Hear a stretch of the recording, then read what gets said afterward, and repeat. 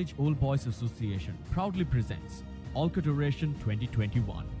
The oration will be delivered by distinguished Old Anandian Senior Professor Sampath Amaratunga, Chairman, University Grants Commission, on the silent leadership behind the founding of Ananda College of Sri Lanka, Venerable Hikkadue Sri Sumangala Thero.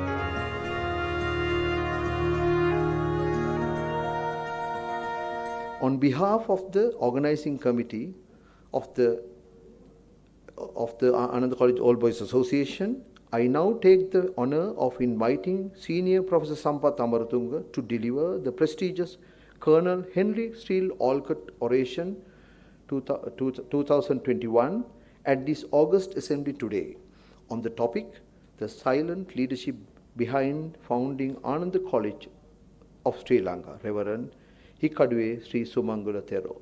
Thank you very much. Good evening. Thank you very much, Chandana, first of all.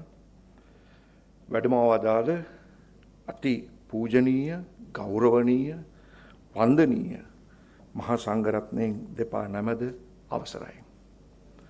Principal Sir, President of the prestigious OBA of Ananda College, Vice President, and all other officials of OBA, fellow Anandians, ladies and gentlemen.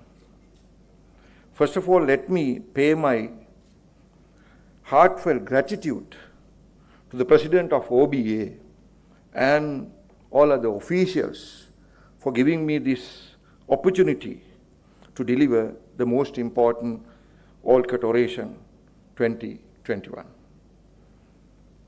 Today, the topic is the silent leadership behind the founding of the Ananda College of Sri Lanka. Hikkaduwe Sri Sumangala Nayaka Thero. Appamado Amatapadam. Do without delay. Delay is cause to anguish.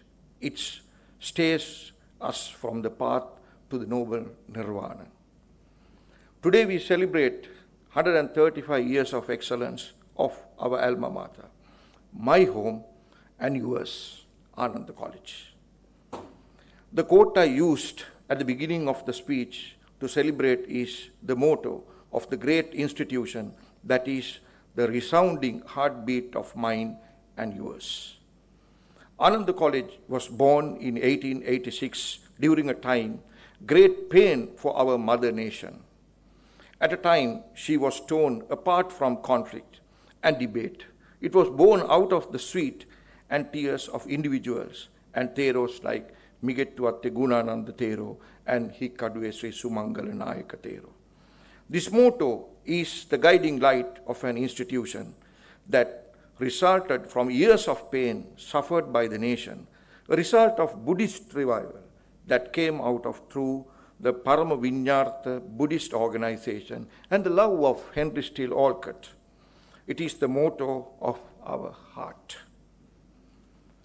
This motto, which was taken from Dhammapadaya, comes under the verses of Upper Mother. This motto held great power. It was able to convert Chanda Asoka, Asoka the conqueror, to Dharma Ashoka, Asoka the disciple. It is said that the great King Asoka, the conqueror of many lands, having heard those verses from the novice Negro the Thero, was prompted to change path towards one that is not governed by violence. This enlightenment resulted in conducting the third Dharma Sanggayana, a Buddhist intervention, through which Buddhism was spread throughout the world. Lanka was also among the nations to which Buddhism was gifted during the reign of King Asoka. The most venerable Mahinda Thero, son of King Asoka, who took the path of the ordained, was tasked with gifting Buddhism to Sri Lanka. A gesture that led to the creation of many of our identities and, of course, is the essence of this great institution. We pride ourselves in calling home Ananda College. Such was the foundation on which Ananda College was founded, and it has flourished throughout its 135 years long history of knowledge and Buddhism. The local formal education system we inherited from the advent of the most venerable Mahinda Thero over 2000 years ago has faced many trumps and challenges. Challenging the time began for the Sri Lankan formal education system 1500 years ago.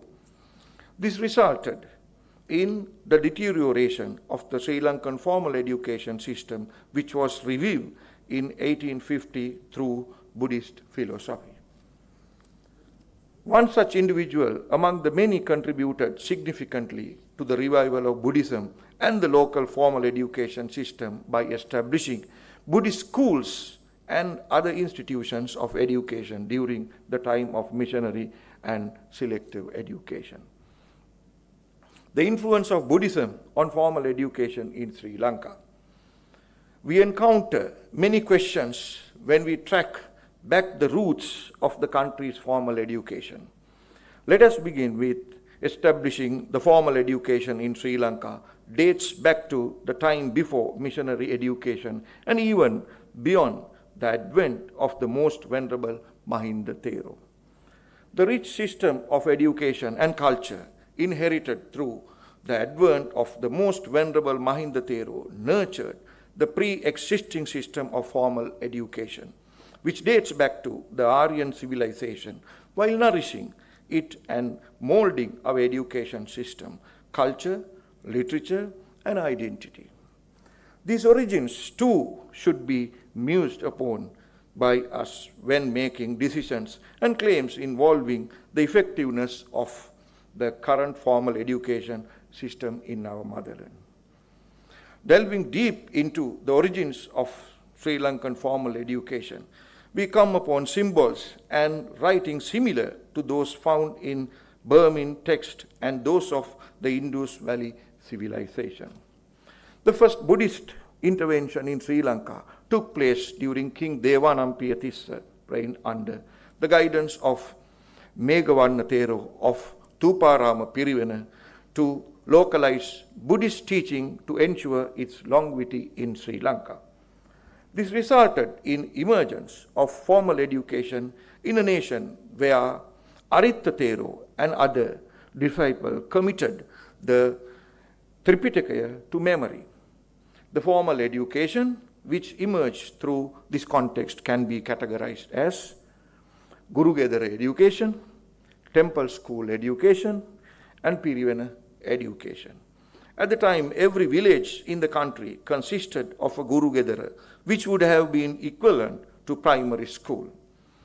A sanskrit would be used in Guru Gedara to learn letters. Among the educational institutions, ancient Sri Lanka, Mahavihara of the Anuradhapura era and Abhayagiriya and Jetavaranarama can be considered the most prominent educational institutions that provided formal education. It is said that in 412 BC, Phagyan Thero was provided accommodation at the Mahavihara for 2 years. His records state that the Mahavihara educated over 3,000 novice monks. It has been since found that while books of verses were used for education, education through sports too has taken place during this time. The Nampota, one of the tools used in teaching procedure, can be considered as fascinating text, and I hope to spare few moments to impart some insights reading of curious tool. The Nampota, which is said to have been used to practice reading and writing, was essentially geographical text. A speciality that is found in this tool is that it had followed the modern learning concept of learning the unknown from the known, which generally refers to the learning of complex concepts through the mastering of basic concepts. It is indeed tragic that we know so little of the formal education that existed so profoundly before colonization. While the colonial masters took great pains to deprive us of our history of formal education, existing evidence through not concrete indicate that the Ganadevi Hella, the Hodiya, Nampota, Sahala, Buddha Gajjaya, Anavum Grantha, Sakaskada, and Shatakapota are some of the texts that were used for educational purposes. I am sure you would have heard of Sinhalese idiom, Sakaskada, Noki Kata, Numbe Kata, Humbas Kata. This would roughly translate to the words of one who have not learned the Sakaskada are words that need not be listened to. This education system that gave the listening skill the priority followed an oral tradition for preservation. Secondary education in ancient Sri Lanka paid a particular attention to shaping the relevant skills necessary for schools to take up their respective family industries' duties. The temple school system provided secondary education. This was not compulsory, and only the committed followed secondary education. This was mainly include individuals who want to shape their knowledge and skills. Tertiary education in ancient Sri Lanka was administered through Pirivena education. It is mentioned in historical text that the son of King Voharika Tissa, Aryadeva Thero, having learned all that Pirivena education had to offer from Abhayagiri University, went on to excel in the knowledge he gained in Indian universities. It is mentioned that ancient Sri Lankan paid homage to two tertiary education traditions which were administered by two types of universities. First, Theravada University, second, Mahayana University. Both types of universities have vastly contributed to the development and spread of formal education in ancient Sri Lanka. According to the historical data, the Theravada universities imparted knowledge based on concept of Buddhism in its original state. Mahavihara Theravada University was responsible for conducting research on pure Buddhism, its maintenance and its spread. These educational traditions' focus goes beyond secular concerns. The Mahavihara tradition was taught to Jetavanarama and Abhayagiri universities. This education tradition focused on secular teaching, language, grammar, logic, academia, philosophy, etc. Upon observation, it can be stated that the education provided by these universities times surpasses the knowledge offered by many international universities at that time and beyond. The best example for formal education results in Sri Lanka, which is visible even today, is the Sigiriya fortress, which is considered a World Heritage Site was owing to unique features. It is said that 95% of the verses that have been found in Sigiriya were written in the Sanskrit verse traditions. The water parks, the paintings, plumbing, building within the fortress reflect the ingenious nature of the education that existed at the time. Furthermore, the irrigation system of ancient Sri Lanka, which still renders modern engineers from various parts of the world speechless, is also the result of formal education that existed. The Weber, Vevbemma, Bisokotua, the Sorova, Sluice gates, etc. continue to be engineering marvels. These aspects and the existence of evaporation pipes in large dagaba built in countries' dry zones indicate that there has been advanced technological development in the era, which may have been the effects of a technology faculty being presented for formal education. The staying of the local formal education in Ceylon amid colonization. Colonization that happened in stages in Sri Lanka severely affected the formal education in the country, causing it to deterioration. It was an occurrence that took place due to both the change in educational philosophy and the change in methodologies around 1505 BC. The Portuguese took hold of the governance of the coastal belt in Sri Lanka. The Portuguese wielded the education as a powerful tool in their project to spread their religion in our country. They even provided Sinhala medium instruction, which helped in the spread of teachings of their religions. Many factions of Christianity, such as Franciscans, followers of St. Augustine, Jesuits,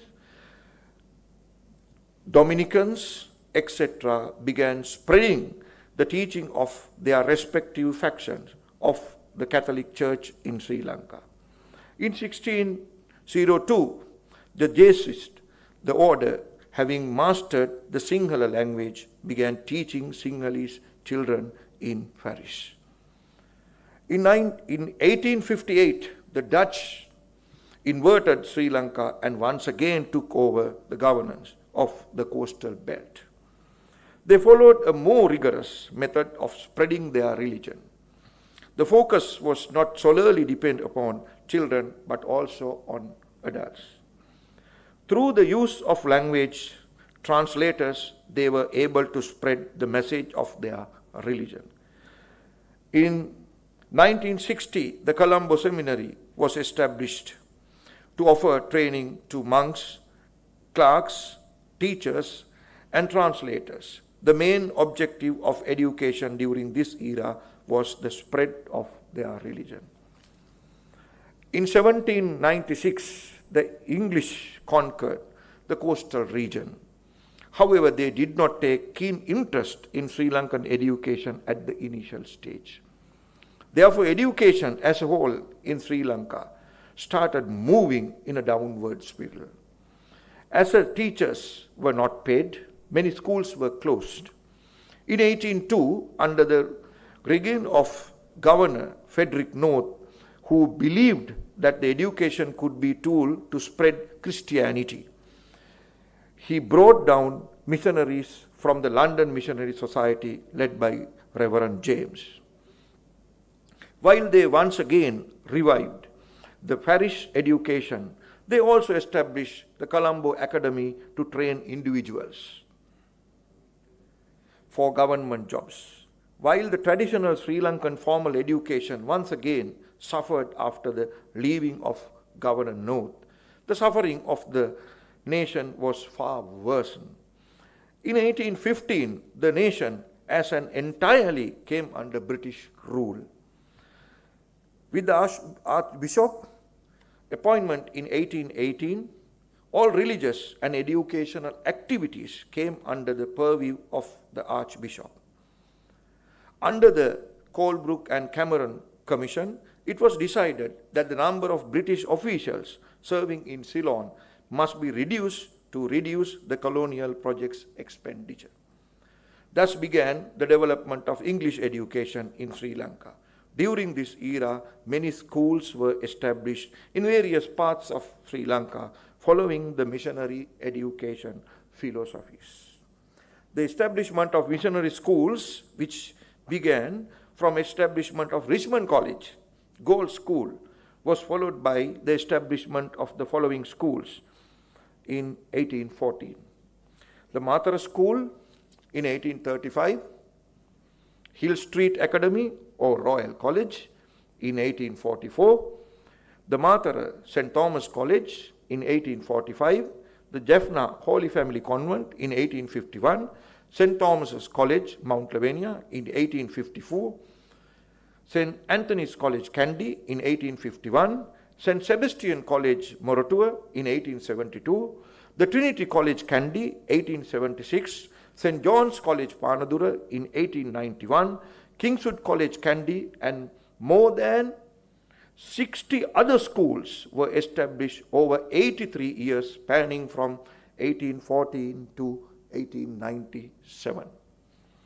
I am explaining the backdrop of establishing Ananda College, the revival of local education from local traditions.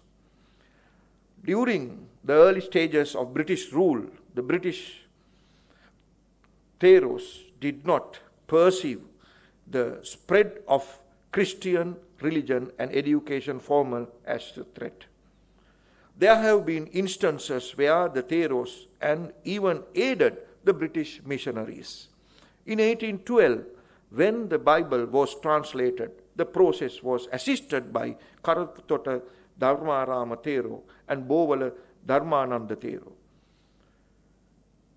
There have also been instances where accommodation was provided for reverends who have traveled from far away, to Dhamma halls being provided as spaces to conduct their teachings. The missionaries meticulously spread the religion amidst the aid of both lay and mendicant. When their teachings began to change, they caught the attention and the displeasure of Buddhists. These sentiments were not limited to Buddhists alone. The country's Hindu and Tamil parties were also truly disappointed and took measures to stand against it. Thus began a series of struggles dedicated towards the revival of Sri Lankan identity. Through several revolutionary struggles took place in 1818 and 1848 by Sinhalese Buddhist individuals, the British power curtailed these efforts. Such was the context in which our struggles continued. However, this did not dishearten the Buddhist monks who continued to stand against British economic and religion policies. During these times, the Buddhist monks spent their time and energy in significant proportions towards reviving the Buddhism in Sri Lanka and saving the Sinhalese students from the grips of missionary education. This process was made difficult by the strategies used by British governors. As the strategies held hostage the upward mobility of Sri Lankan citizens, the path for prosperity at the time was securing a position in the government offices. This would entail massive economic benefits which were only afforded through a missionary education. During this time, a massive project to falsify the core concepts of Buddhism was conducted by Christian reverends. This caught the immediate attention of the Theros of Sri Lanka, which energized them to take countermeasures to re-stabilize Buddhism's faith.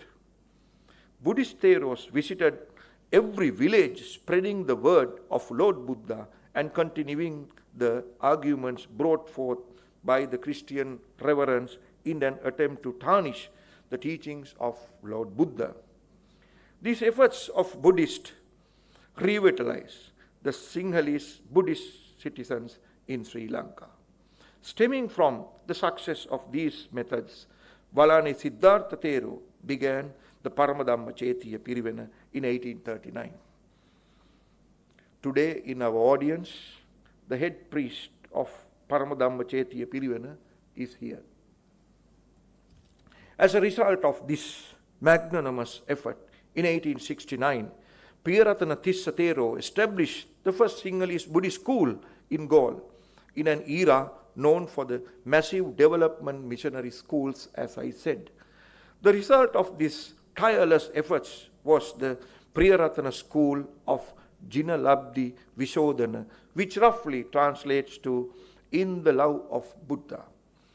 Meanwhile, Sri Lankan citizens were suffering under British government's rigid economic policies and laws and were losing their right to practice a religion of their choice.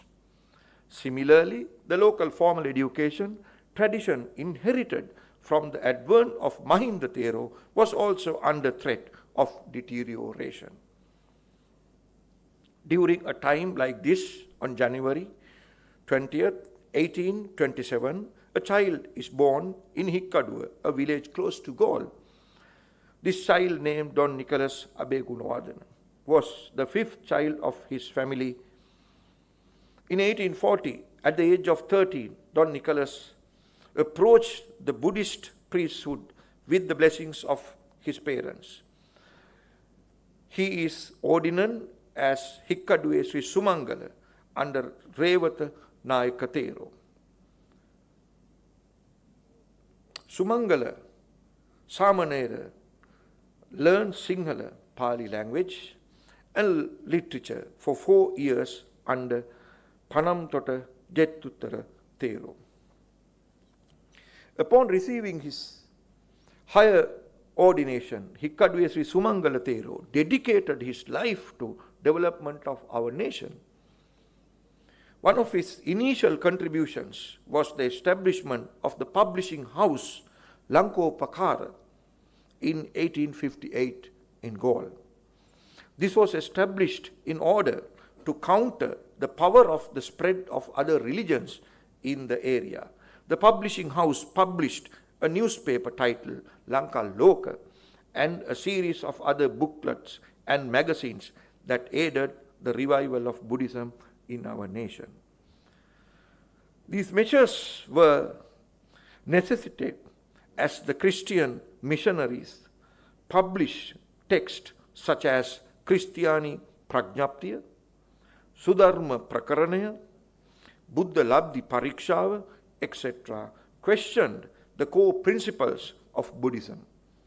Thus, the Lanka Prakara publishing house established by Hikkaduwe Sri Sumangala Nayaka Thero published text that countered the arguments brought forth by the Christian missionaries through their text, providing answers to incrementing questions raised by them. Some examples are as follows.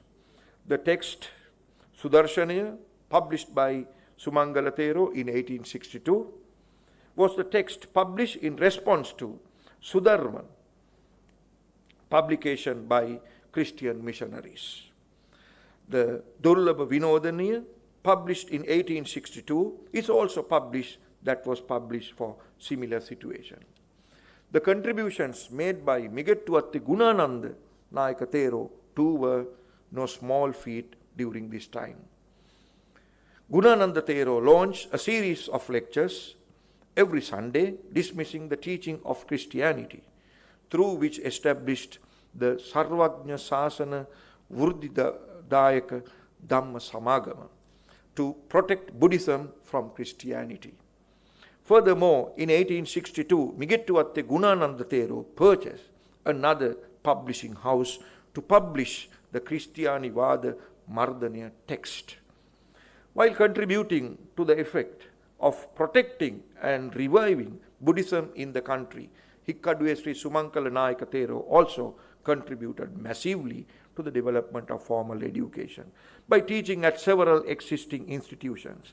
Educations such as Hikkaduwe Tilakaramaya, Bhogavatte Sudarshana Paramananda Viharaya, and Kotahene Paramananda Viharaya. However, due to extensions and efforts made by Theros of the country during this time, a spark ignited, causing a revival of split in the Buddhist sentiment. The best evidence for this occurrence is the letter written by Reverend D.J. Gogley of the Wesleyan Mission to London Mission, which could be roughly summarized as follows. Some believe that Buddhism has been destroyed in the country, but it is alive. It has been revived by the Buddhist monks.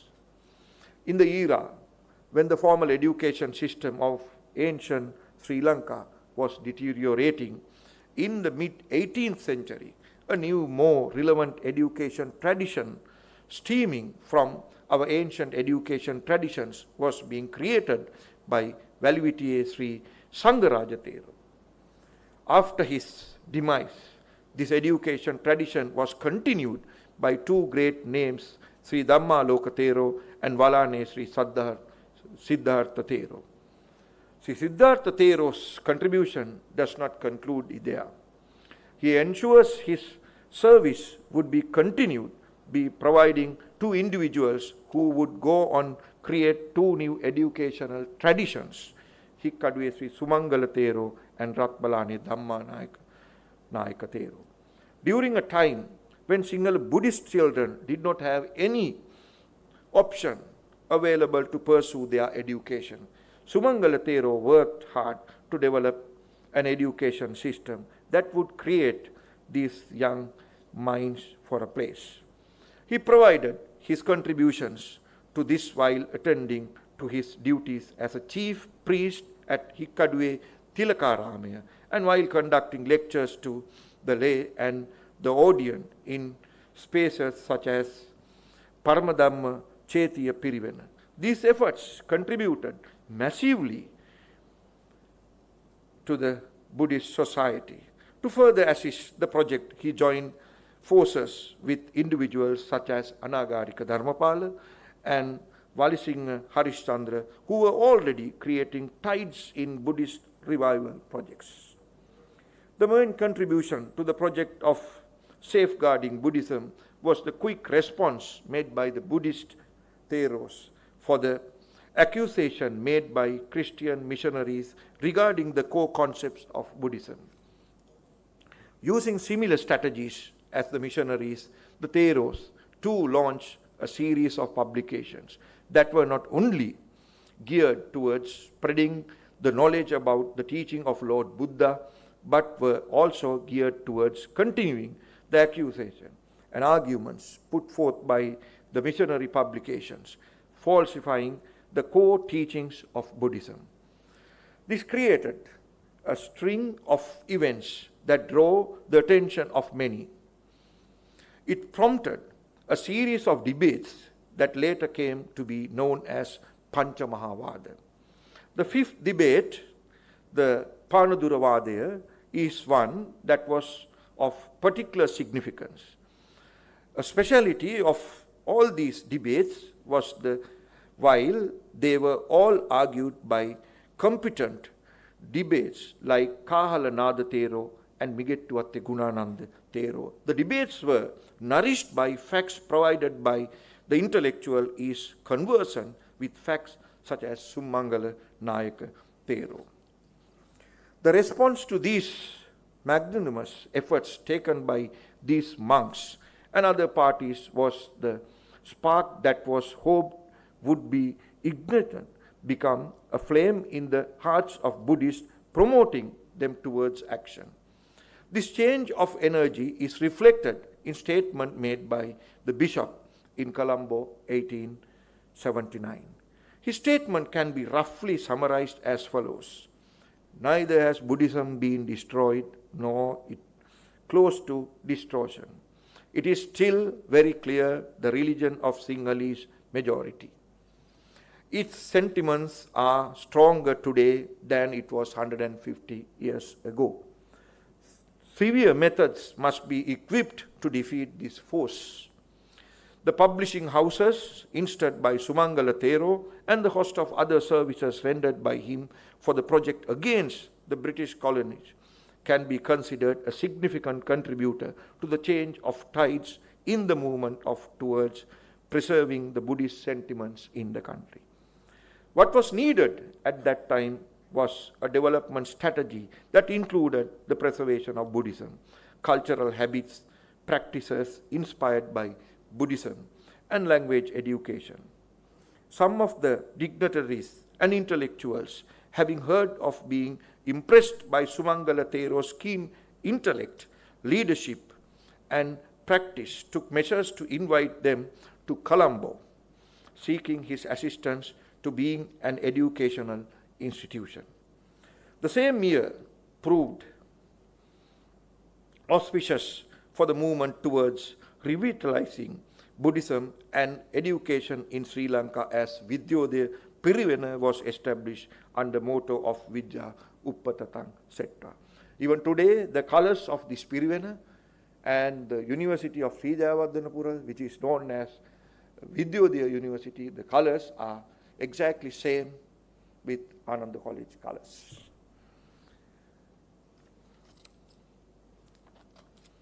Another fine example of ripple effect caused by the teaching of Hikkaduwe Sri Sumangala Thero is the Vidyodaya University, which is known to the majority of us as University of Sri Jayawardhanapura today. Vidyodaya Pirivena was gifted to this nation by Valivitiye Sri Sorata Nayaka Thero. Thus, we must each take a moment to look back and realize the speciality of this journey through the history of our formal education, how the traditional local education was revived from its ashes during a time when it was fighting to hold its last breath. To illustrate this point further, I wish to present to you a quote by the author of Mahavansa, Yagirala Panyananda Abhidhana Nayaka Thero, in a section about Hikkaduwe Sri Sumangala Thero and Vidyodaya Pirivena. It roughly translates as follows. During a time when a Henry Gregory governor of Sri Lanka speaks to the nation, a flicker of light sparked in Colombo. At that time, the Buddhist Sasana was but a solitary lamp lit in a dark house. Having acknowledged this revealing state of Buddhism, many famous Buddhists and fellow sympathies flow into the action to aid in developing the Vidyodaya Pirivena.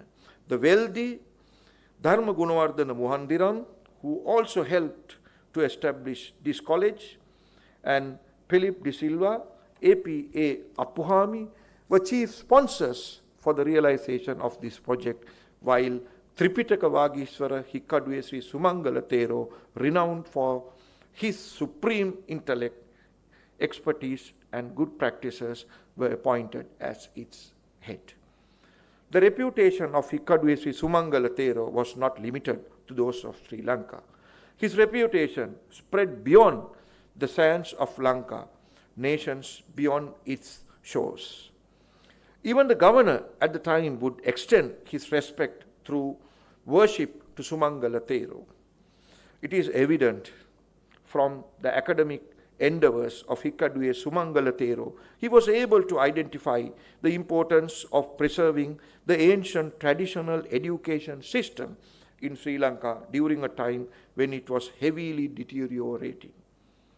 Therefore, he took measures to publish a host of books that would aid to the preservation of traditional education system, such as Sudarshaniya, 1862, Bauddha Vak Sarya, 1864, Sumati Sangrahaya, 1866, Sandhi Sangrahaya, 1872, Kavya Sekara Sannasa, 1873, Siddhat Sangara Sannasa, 1873, Sinhala Vyakarana Sahita Varna Ritiya, 1874, Masartu Lakshanaya, 1875, Pali Nama Vayana Varna Shilpa, 1880, and the Umagga Jataka Sannasa, along with the Pali Maha Sangatika Sannasa with the Pandita Batuantudave in 1880. To provide further insight into his academic prowess, I would like to keep you another interesting piece of information. The Mahavansa, which has chronicled the history of Sri Lanka, spinning from the days was entrusted Hikkaduwe Sri Sumangala Thero and Batuantudave Sri Deva Rakkita Charyan Vahanse for revision of the text. Due to the reputation gained by Panchamahavada, the world too became aware of merits of Buddhism. Many visited the nation to learn about it. Henry Steele Olcott, Helena Belevsky, Bol Daly, C.W. Leadbeater, F.L. Woodward, Peter Quince, W.U. Moore, Mucius Higgins, A.E. Peterson are some of the important names among those who visited Sri Lanka to gather information regarding Buddhism.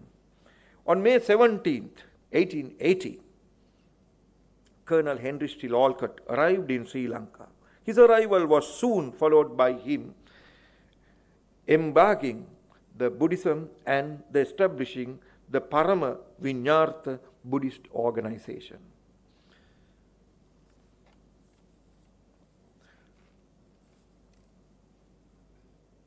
Theros such as Malwatta and Asgiri, Hikkaduwe Sri Sumangala Mahanayaka Himi, Mottiwatte Gunananda Himi, Potuwela Indrajoti Himi, Mulleriyawe Gunaratana Himi, Talahene Amaramoli Himi, Kotuwe Goda Gunananda Himi, Heyantuduwe Devamitta Nayaka Himi, Buladgama Dharmaloka Himi, Valitara Ambagahapitiye Vimalasara Himi, Mihiripanne Sri Sumanatissa Nayaka Himi, Dodanduwe Piratana Nayaka Himi, Valigama Sri Sumangala Nayaka Himi, Ramadombe Dharmalankara Nayaka Himi, Vaskaduwe Sri Subhuti Nayaka Himi, Dompe Buddha Rakkita Himi, Valitara Ambagahapitiye Abhayatissa Nayaka Himi, Buladgama Sri Sumanatissa Himi, Ambagahavatte Sri Indradasa Himi, Sri Indra Ramatissa Himi, Akmimana Dharma Rama Himi, held patronage positions in the society. At the same time, Colonel Henry Steele Olcott took the role of the presidency in the society. You may be wondering why I presented to you a host of names of Theros within this speech? The answer to that musing is that the Theros mentioned also contributed silently yet massively to the project of reviving Buddhism in the country. The names too should be reverberating in the glorious halls of history of the revival of Buddhism in Sri Lanka. The fact that their names have been neglected from the pages of history should be cause to great sadness. I would now like to take upon another example from Mahavansa regarding the Colonel Henry Steele Olcott. It's all Mahavansa words. Henry Steele Olcott, who was born in America, came to Sri Lanka during this time, accompanied by a woman named Baluski. He embraced Buddhism publicly in the presence of other Buddhists. However, he was not completely a Buddhist. However, his status as Buddhist is immaterial to us. What matters to us is that having discussed with lay people and detained, he established the Parama Vinyartha Buddhist Society, which Buddhists have protected until today. The society has been responsible for the establishment of many schools throughout the country, such as Mahinda College, Ananda College, Nalanda College, Dharmarada College, and many more. This is from Mahavansa. By the time of the establishment of the Parama Vinyartha Society, the first Buddhist school by Dodamduwe Piyaratana Tissanayaka Thero had already been established on November 4, 1880, with the guidance of Ambalugama Vimalatissa Thero. The mixed Buddhist school in Kotte was also established. I would like to reiterate a point that I have already mentioned through establishing the Parama Dhammachetya Pirivana, Vidyodaya Pirivana, Vidyalankara Pirivana. The formal traditional education systems had already begun the process towards revitalization. The Jina Labdi Visodhana College and the mixed Buddhist school at Kotte have already been established. The reviving of our traditional formal systems was already afoot during the establishment of the Parama Vinyartha Buddhist Society.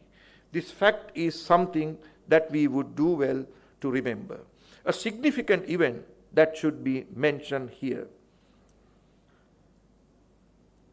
is the great Buddhist conference that took place with the leadership of Hikkaduwe Sri Sumangala Thero in Peta on October 13, 1886.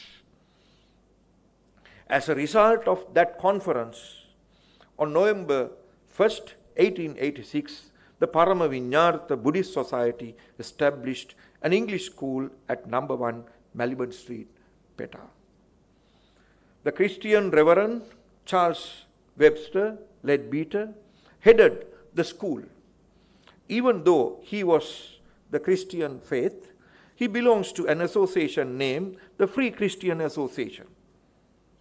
This association is said to have followed practices such as observing 5 precepts, observing Sil, worshipping Lord Buddha, and even practicing various meditation methods.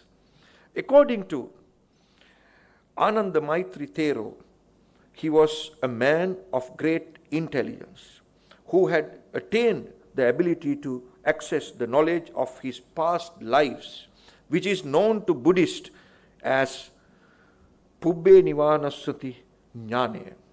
Thus, through the expansion of the school, Ananda College comes to being. Here I would like to remind you of a statement put forth by Kusum Herat in 2012 while reviving a play hosted in honor of the centennial anniversary celebration of Ananda College. It roughly translates as follows. The Dhamma portrays Ananda College as the result of efforts, lay people, and the ordinance such as Migettuwatte Gunananda Thero, Dodam Duwe Piyaratana Thero, Hikkaduwe Sri Sumangala Thero, Anagarika Dharmapala, and many others. Their efforts provided a good model of endurance that must be followed. The responsibility of the administration of this English school was assigned to Hikkaduwe Sri Sumangala Thero from 1892 to 1895. This period is very much important, 1892 to 1895. During this time, the principal of the school was A.E. Bulgins. This English school was later named as Ananda College. During the leadership of the administration by Hikkaduwe Sri Sumangala Thero, it was August 17, 1893. Now I wish to impress upon you of an event that we must draw our attention to. It is my understanding that during the process of naming our dear school, the naming committee was in favor of a name that is different from one we now hold dear. It was the wish of the naming committee to name the school in honor of Hikkaduwe Sri Sumangala Thero, a wish that Sumangala Thero vehemently disagreed on, stating that he cannot claim the establishment of school through the use of his name when it was the result of many. He then recommended that the school be named Gunananda College after Migettuwatte Gunananda Thero, a recommendation that was said to have also been refused by Gunananda Thero, who suggested that the school be named as Ananda College after the chief disciple of Lord Buddha and the treasure of Dharma, Ananda Thero. The name was suggested with the hope that the school would one day gain prominence in the world as a Dharma treasury. Hikkaduwe Sri Sumangala Thero later approved this suggestion in public, stating that he was pleased that at least part of Gunananda Thero's name was reflected on it. Time passed on, and on April 29, 1911, the great Hikkaduwe Sri Sumangala Thero left the confines of this world. Many years passed, and the Sri Lankan education was once again reviewed by Kannangara era, which added the free education concept to the existing formal education system in Sri Lanka. Thus, the free education system was born in Sri Lanka. Many Sinhalese Buddhist schools came to be during the years that followed the Sumangala Thero's educational philosophy, which was followed by many other Sinhalese Buddhist schools. I would like to wrap up this journey through the history of formal education that led to the establishment of alma mater by stating that we must be ashamed of ourselves. My intention of narrating this long and eventful journey was to open your eyes to the leader who, from behind the curtains, molded and path to that led to the revival of Buddhism and revival of the traditional formal education, which led to the birth of this great institution that became our home. Neglecting to mention the names of Hikkaduwe Sri Sumangala Thero, even secondary status in pages of history, disruptful to educational philosophy that we follow and proud status as it is. I will leave you with a statement by the great Rabindranath Tagore, with the hope that you and I would find our way to rectify this fault and through it bring for the new dawn. The night secretly gives life to flowers, for which the morning gets prize. Thank you very much. ඔබට ආනන්දේ සරණයි.